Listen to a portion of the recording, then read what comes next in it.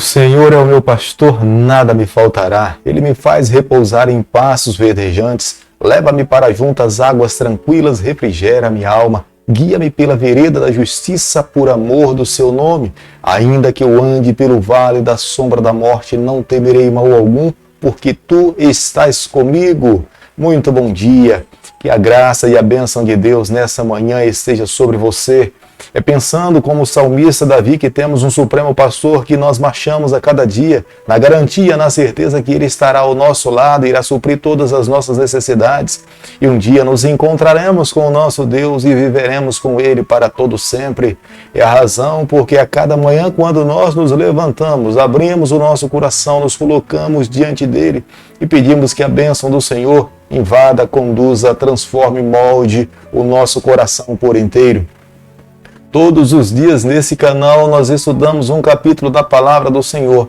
E nessa manhã eu convido você a ter nas mãos a Palavra de Deus no livro de Cânticos, capítulo 6, o versículo 1. Para onde foi o teu amado, ó mais formosa entre as mulheres? Que rumo tomou o teu amado? E o buscaremos contigo. Nós jamais devemos nos esquecer. Esse livro de Cantares foi inspirado pelo Senhor, dado na sabedoria de Salomão para que fosse uma bênção para as famílias que nós estamos vivendo nos dias de hoje. Foi o mesmo Deus que criou os nossos primeiros pais lá no Jardim do Éden e Ele os abençoou para que pudesse viver uma vida feliz. O desejo de Deus é que em todas as áreas da vida de um casal, Adão e Eva fossem abençoados. É de fato um amor romântico, é um amor erótico, mas é um amor dado para uma vida a dois dentro do matrimônio.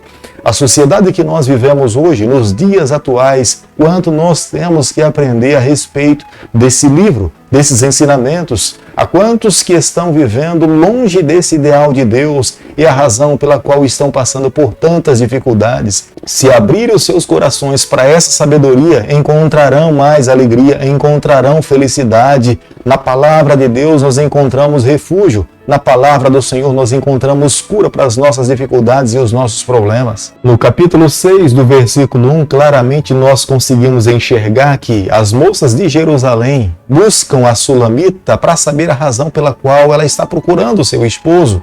E elas entendem que pelo fato de entender que Salomão de fato é um homem digno, um homem honrado, ele é o rei da nação de Israel, ele realmente é digno de ser encontrado. É por isso que elas permanecem ao lado da Sulamita para buscá-lo, para encontrar o amado de Sulamita. Já no versículo 2, ela encontra uma resposta para a sua pergunta. Ela sabe onde está o seu esposo, ela sabe onde se encontra Salomão.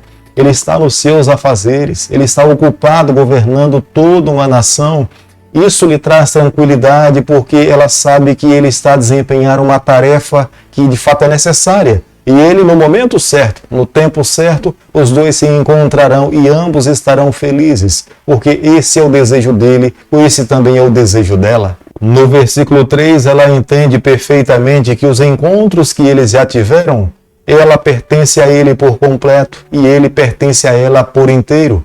Todos os momentos em que eles estiveram juntos, viveram momentos em que não tiveram restrições para poder se entregar um ao outro. Nós podemos ter bons amigos nessa terra, mas somente quando nós estamos casados é que nós nos entregamos um ao outro sem reservas. Somente quando nós estamos na união matrimonial é que nós entregamos o nosso corpo a uma outra pessoa sem ter medidas, sem ter restrições. Somente a palavra de Deus é referência para que nos conduza dentro dessa união. Salomão estava vivendo momentos tão felizes ao lado da sua noiva, da sua amada, que ele faz comparações a uma cidade chamada Tirza. Era uma cidade que ficava ao sul da Palestina. Salomão reconhecia que toda a beleza que estava nela era digna de ser admirada por todo e qualquer homem. É a razão pela qual ele faz comparações com a cidade Tirza. Tirza era uma cidade que estava localizada a 10 quilômetros do nordeste de Siquém, na Palestina Central. É uma cidade que está localizada com grandes belezas naturais. Foi a capital separada do Reino do Norte por aproximadamente 50 anos após a morte de Salomão. A razão pela qual Salomão faz referência à cidade de Tirza é porque essa cidade surgiu no período em que ele estava governando. Portanto, deveria ser fruto do seu trabalho, do seu empenho, da sua conquista, da sua reconstrução. e ele então entendia como sendo a cidade mais bela do seu reino naquele período. Ele compara a Sulamita como sendo a beleza dessa cidade, e ela se sentia amada por ele, ela se sentia reconhecida pelo seu amor, e ela estava disposta a se entregar por inteiro nos braços do seu amado, porque ele entendia que as suas palavras eram de amor, de carinho, de paixão para com a sua pessoa. Como nós podemos fazer a leitura no versículo 5, os olhos de alguém pode incomodar alguém. A maneira como alguém olha para uma outra pessoa pode de fato tirar esse alguém do sério. Há alguns olhares irônicos, há outros olhares até com deboche, mas existem alguns olhares insinuantes. E Salomão nesse momento reconhece que o olhar de Sulamita lhe incomoda, mexe com ele, suscita uma paixão, suscita um amor. E quando ele vê Sulamita olhando na sua direção, ele entende que ela está também disposta a compartilhar com ele o verdadeiro amor. Cantares capítulo 6, o versículo 8, a Bíblia diz o seguinte: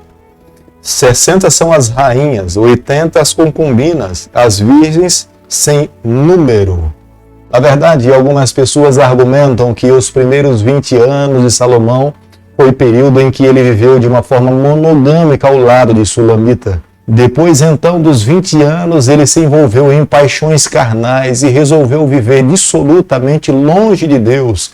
E ele, então, acumulou muitas mulheres. Não é que esse acúmulo de mulheres tenha sido do agrado do Senhor, mas possivelmente nesse período Salomão tenha tentado descobrir novos prazeres, nova forma de viver longe de Deus. E depois, então, no final da sua vida, ele conclui que essa busca foi triste, enfadonha, e na verdade viver longe de Deus não lhe trouxe nenhuma alegria. Mas o ideal de Deus para uma vida a dois é o que nós encontramos nos seus primeiros 20 anos. Viveu ao lado da sua esposa Sulamita, ela preenchia o seu coração e ele também a satisfazia. Viver dessa forma e olhar para o jardim do Éden e vermos a mão de Deus criando um homem e uma mulher e os abençoando para que eles pudessem viver uma vida feliz. Aqueles hoje que sonham viver uma vida feliz diante de Deus e diante dessa sociedade precisam de fato tomar a palavra de Deus como sendo parâmetro para suas vidas. Como nós podemos ver no versículo 10, a beleza de Sulamita encanta todas as pessoas, mais ainda o seu esposo Salomão, que enche a ela de elogios, reconhece os atributos físicos da sua esposa, mental e espiritual. Neste elogio nós podemos compreender que a beleza que emana da igreja de Cristo é por causa do próprio Cristo. Sem Cristo essa igreja não teria nenhuma beleza.